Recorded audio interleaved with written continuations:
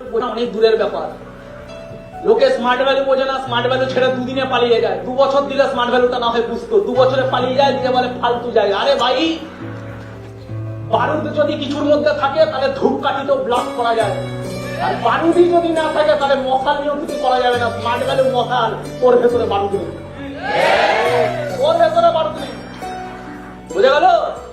কারোর ভেতরে বারুদ থাকলে ধূপকাঠি দিয়ে ব্লাস্ট করা যায়, কারোর ভেতরে খিদে থাকলে স্মার্ট ভ্যালু দিয়ে ব্লাস্ট করা যায়।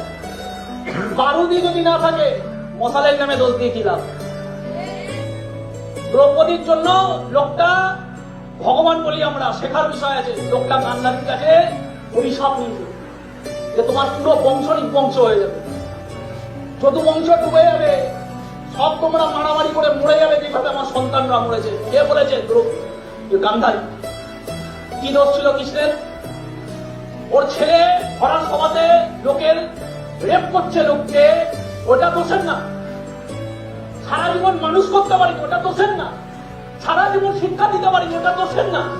যখন কৃষ্ণ শান্তি বার্তা নিয়েছে তখন তারা চুপচাপ ছিল, ওটা দোষের না। যখন ধৃতরাষ্ট্রকে বারবার বুঝিয়েছিল নিজের ছেলেকে সামলান, তখন তারা সামলায়নি, ওটা দোষের না।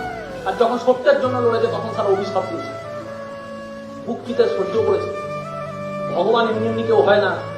যখন সত্যের জন্য তুমি বলিদান দিতে জানবে তখন তুমি ভগবানের রূপ হবে, না হলে তুমি সারা জীবন সময়ের সাথে মিশে যাবে। লোক আসছে, লোক যাচ্ছে, কিছু মানুষ থেকে যাচ্ছে। কিছু মানুষ কারা? যারা বলিদান দিতে যাচ্ছে, সত্যকে ধরে রাখছে।